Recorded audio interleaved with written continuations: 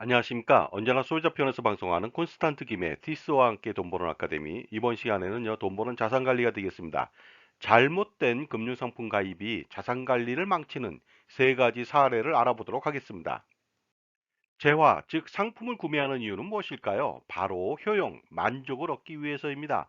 그럼에도 불구하고 상품을 구매했는데 만족스럽지 않았다. 이랬을 때는 엄청난 손실이 빚어지겠죠. 자, 예를 들어 보도록 하겠습니다. 짜장면이 먹고 싶어서 짜장면 집에 가서 점심을 먹기로 했습니다. 그런데 그 집에 짜장면이 너무 맛이 없습니다.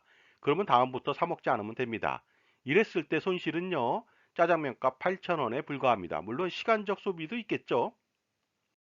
그런데 짜장면이 아닌 금융상품을 가입했을 때는 어떤 일이 벌어질까요? 예를 들어서 만족스럽지 못한 금융상품을 가입했습니다. 이랬을 때 손실액은 어느 정도 될까요?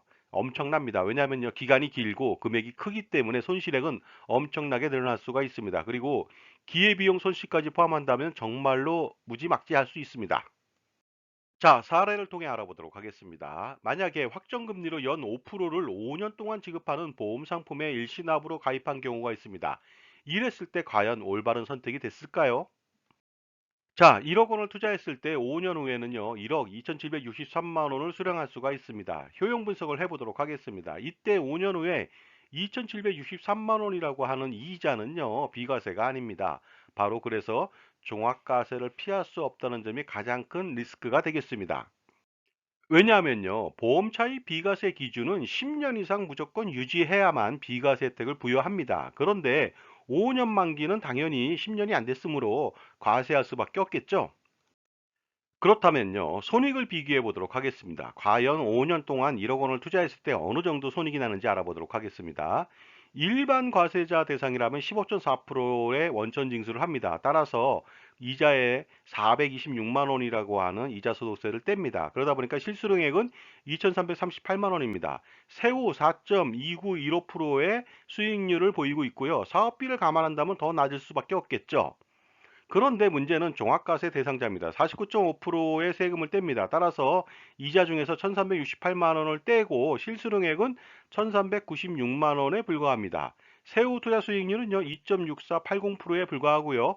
사업비를 감안한다면 더 낮을 수밖에 없습니다. 굉장히 낮은 수익률이 아닐 수가 없겠죠.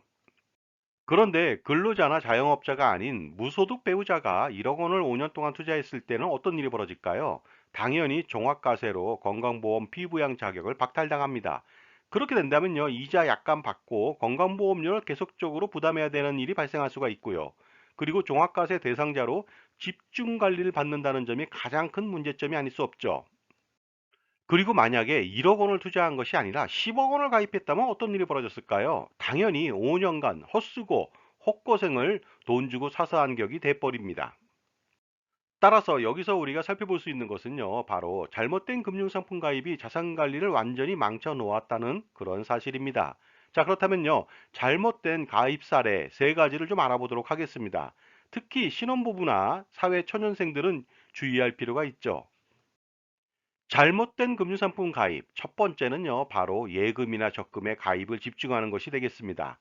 이렇게 예금과 적금에 가입을 집중하면요, 가입하는 것이 오히려 손해가 발생할 수가 있습니다. 자, 지금까지 제 정보가 만족스러우셨다면요, 구독과 좋아요 부탁드리겠습니다. 그리고 특히 회원 가입을 통해서 보다 다양한 혜택을 받아보시기 바랍니다. 감사합니다. 계속하겠습니다.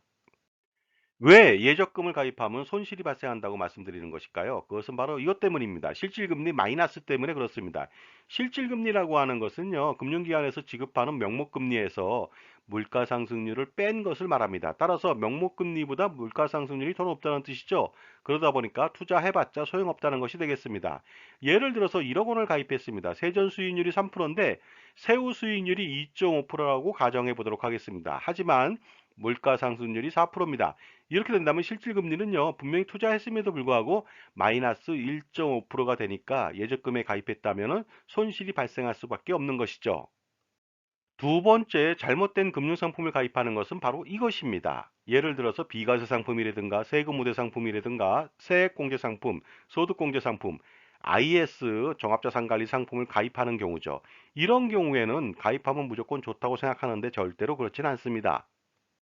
예를 들어서 ISA에 5년간 투자했다고 가정해 보도록 하겠습니다. 이랬을 때 5년간 발생하는 투자 수익에 대해서는 비과세 혜택이 돌아갑니다. 근데 한도는 200만 원이 되겠습니다. 이 효과는 어느 정도인지 알아보도록 하겠습니다. 일반 과세자라면 15.4%를 떼게 되겠죠. 200만 원에 대해서. 그렇다면요. 5년 동안 30만 8천 원을 떼게 됩니다. 하지만 ISA를 가입함으로써 30만 8천 원을 세이브할 수가 있죠. 그러나 연 단위로 6만 1,600원에 불과합니다.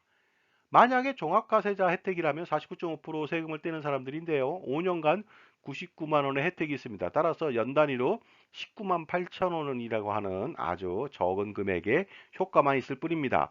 그리고 중요한 것은요. 5년 동안에 200만 원의 이자 소득이 발생하지 않을 수도 있습니다. 만약에 손실이 난다면 어떤 일이 벌어질까요? 괜히 어떻습니까? 운영 수수료만 떼게 되는 형국이 될 수밖에 없습니다. 그 다음은 비과세 상품이라고 하는 보험 비과세도 알아보도록 하겠습니다.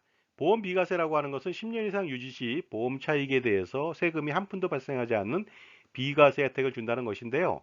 연금 및 저축 상품의 경우는요, 가입 후 10년 납인 경우에 8년에서 9년 경과 시점부터 이익이 발생됩니다. 그러다 보니까 전체적으로 수익이라고 하는 것은 굉장히 미미합니다. 그렇기 때문에 비과세 효과는 작을 수밖에 없겠죠.